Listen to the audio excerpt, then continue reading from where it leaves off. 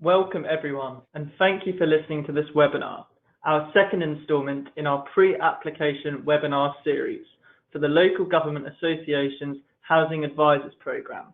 I'm Harry, a Policy Advisor here at the LGA. As mentioned, this is our second instalment in our pre-application webinar series.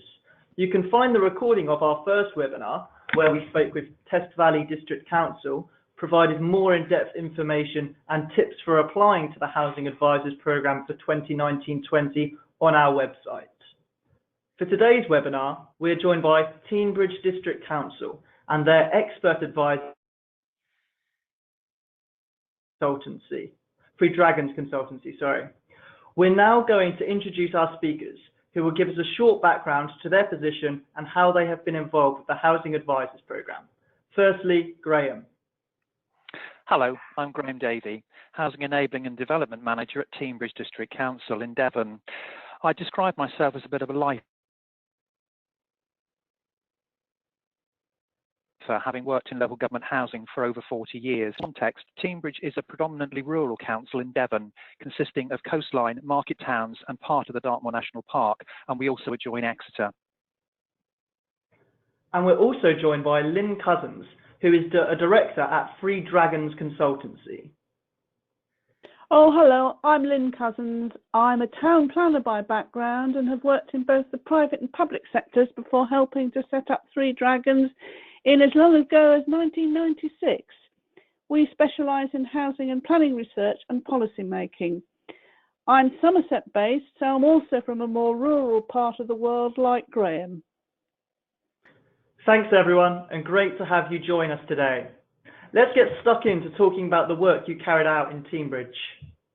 Graham, would you mind telling us a bit about your Housing Advisors Programme funded project? By all means, Teignbridge prides itself on being innovative and challenging, so when we became aware of the LGA Housing Advisors Programme, we considered it the time to make an ultimately successful bid to enhance capacity and stretch our learning was a bit of a no-brainer.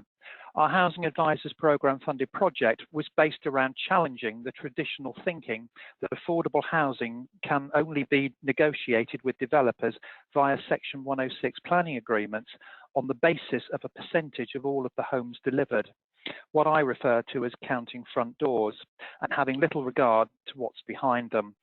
We therefore wanted to research national good practice and alternative methods that are used across the country. These included negotiating on the basis of a percentage of total rooms within a development, the net internal floor area, and percentage of developable land. In my opinion, the results were quite interesting. Thanks, Graham. Why would you say that Teignbridge decided to apply for Housing Advisors Programme funding? As I said earlier, Teignbridge is a relatively small council with a lean staffing structure. This is the kind of investigation that we would never have had the luxury of the resources to invest in. We were also keen to bid for funding for a project which benefited more than one department of the council, being of benefit to the housing department, the planning department, and also the members' interest, as affordable housing is a key corporate objective here at Teignbridge. Thanks, Graham. That's really interesting. Lynn, could you give us some background to how you approached Teignbridge's project as an advisor team? Yes, certainly. We designed our approach so that we could draw on experience from across the country and respond to a specific situation in Teignbridge. And there were three main elements to the study. The first was a desk-based review of the affordable housing policies of just under a third of local authorities from across the country. That's 112 authorities we looked at, to be exact. And we found that 90% of the authorities either rely explicitly on a unit-based target or a more general but non-specific policy, something like developments will provide 30% affordable housing. Only 10% of the local authorities in our survey used a target based on an alternative measure, typically as a percentage habitable rooms or a percentage of floor space.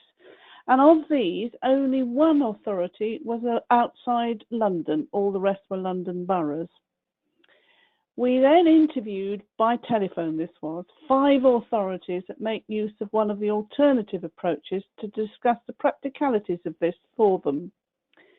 And what struck me from these interviews is that using a different approach doesn't guarantee that an authority secures more affordable housing units, but it can gain flexibility about the type of affordable housing it negotiates. For example, being able to provide family affordable housing where none was achieved before. But even when authorities use an alternative approach, they may still revert to a percentage of units in tricky negotiations. And the final element of the study was locally based. It was an analysis of 6 recently permitted mixed tenure schemes in Teignbridge. And we asked the question, would the council have secured more affordable housing if their policy was explicitly based on a percentage of floor space rather than units? We undertook a series of calculations to test this idea, and we concluded that the answer was yes.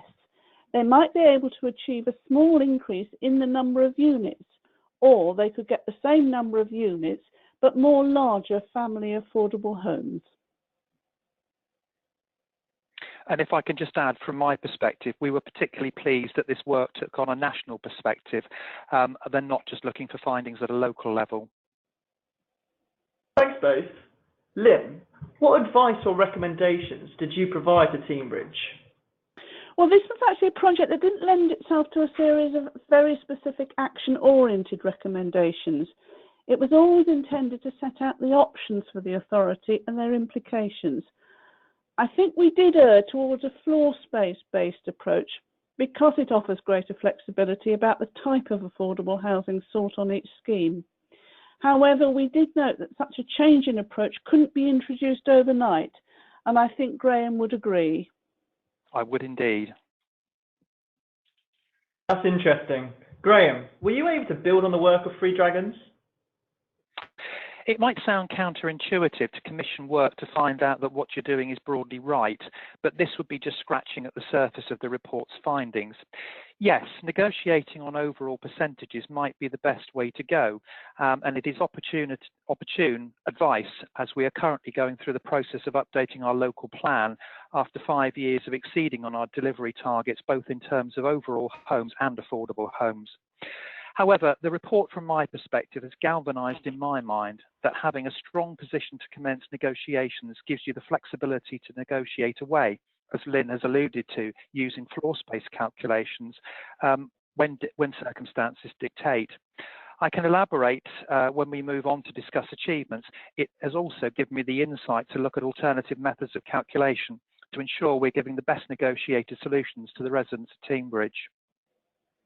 Thanks, Graham.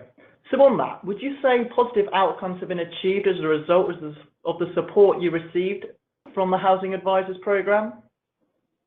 Yeah, the scope of Three Dragons' work has impressed me, enabling us to get a truly national picture, which we would not otherwise have got.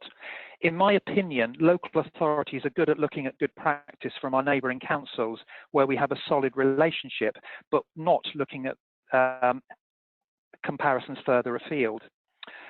Members have already approved one policy based on this research, and this is to assist us in negotiating wheelchair adapted housing, an area that we have a specific issue with. Our current local plan lacks policies in this area, and as we all know, developers will only provide what they're required to deliver. Research has confirmed that to build a wheelchair accessible bungalow requires about 25% in additional cost and 25% more land. Therefore, a developer providing Teignbridge with 4 of these units will be counted as equivalent of 5 general needs dwellings while still being policy compliant. This work has also opened up the debate with members regarding what we call the quality versus quantity debate. Analyse the average size of an affordable home over the past few years compared to the average open market unit. Average affordable homes being about 60% of the average size of an open market dwelling in respect of its square footage. Members are keen that we deliver decent sized homes and are therefore comfortable with us exploring a better quality home at the expense, if necessary, of reduced total numbers. This is yet to make its way into policy, but is informing current thinking. Teignbridge are also working, in addition to our own local plan, on what we have called the Greater Exeter Strategic Plan, where we are working with our 3 neighbouring councils of East Devon District Council, Mid Devon and Exeter City. And the results of this work that's been carried out by Three Dragons is informing our partners and informing that piece of work. Thank you. And can I just add, picking up the point Graham made just now, I think it's very useful to check out how a range of authorities are tackling a particular issue and to highlight alternatives to the usual approach, as we did here. I also think that this particular short project did show that planning authorities might want to think differently about how they frame their affordable housing policies and consider using measures other than the unit percentages, which might better reflect what they want to achieve locally. Thank you so much, Graham and Lynn, for taking the time to talk about your project. I found it really interesting and hope our listeners did too. For all our listeners from local authorities, if you're working on a similar challenge in your council, you can find out more about what Graham and Lynn did on the case study section of our website, along with lots of other case studies from the Housing Advisors Programme. The LGA will also be hosting a free Housing Advisors Programme shared learning event on the 16th of October. More information on this event and details on how to sign up can be found on our website. And finally, we hope you have found this webinar helpful. Just a reminder that the deadline for Housing Advisors Programme applications for 2019-20 is Thursday the 19th of September. To receive an expression of interest application form, please email housingadvisors@local.gov.uk. Thank you.